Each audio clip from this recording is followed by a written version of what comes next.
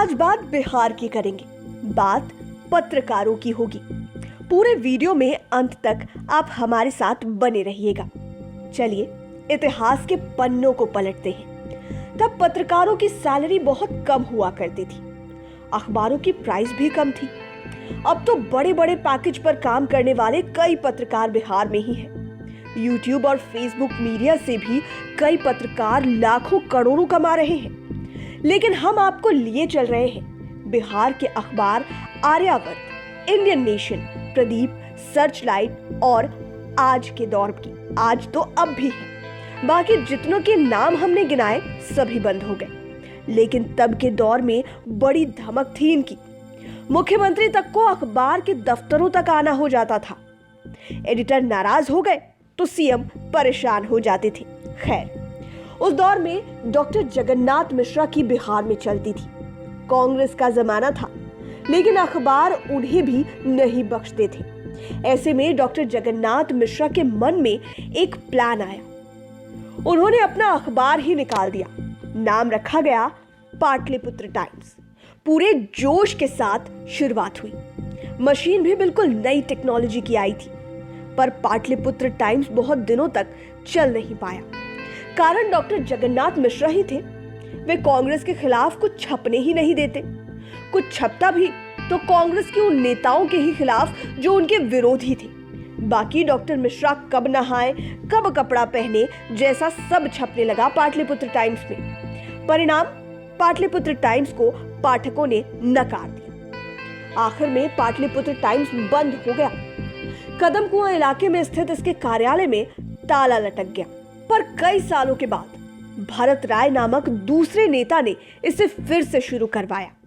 भरत राय को भी चुनाव लड़ना था। सोचे थे अखबार से जीत जाएंगे। लेकिन अब पाटलिपुत्र टाइम्स की मशीन पर और भी अखबार छपने लगे थे, मतलब किराए पर। चिटफंड कंपनी जेवीजी का इवनिंगर संध्या टाइम्स भी पाटलिपुत्र टाइम्स में ही छपता था। खैर, जब तक अखबार चला पत्रकार काम करते रहे। वेतन देर सबेर मिल ही जाता था। अखबार की कम कीमत परेशानी की एक और वजह थी। होता ये कि अखबारों के एजेंट के पास रेजगारी के पैसे ही अधिक आते, मतलब सिक्कों की बहुतायत होती। और ये सिक्के भी 54, 58 और 1 रुपए के होते। और बैंक वाले इतने सिक्कों को लेने को तैयार नहीं होते थे। सो अखबारों के एजेंट इन सिक्कों को अखबार मैनेजमेंट के पास जमा करा देते। अब मैनेजमेंट करे तो क्या करे? उनका अकाउंट सेक्शन पेमेंट के वक्त सिक्कों की इन बोरियों से भरा होता था और वे अब सिक्कों की इन छोटी छोटी बोरियों का भुगतान ही पत्रकारों को कर देते। बेचारे पत्रकार, जिनके पास उस जमाने में मोटरसाइकिल भी बहुत मुश्किल से होती थी। वेतन के रूप में सिक्कों की इन छोटी छोटी बोरियों को रिक्शे पर घर ले जाना पड़ता था। 1000-1500 से अधिक जिनकी सैलरी होती, वे तो और भी ज्यादा टेंशन में आ जाते थे।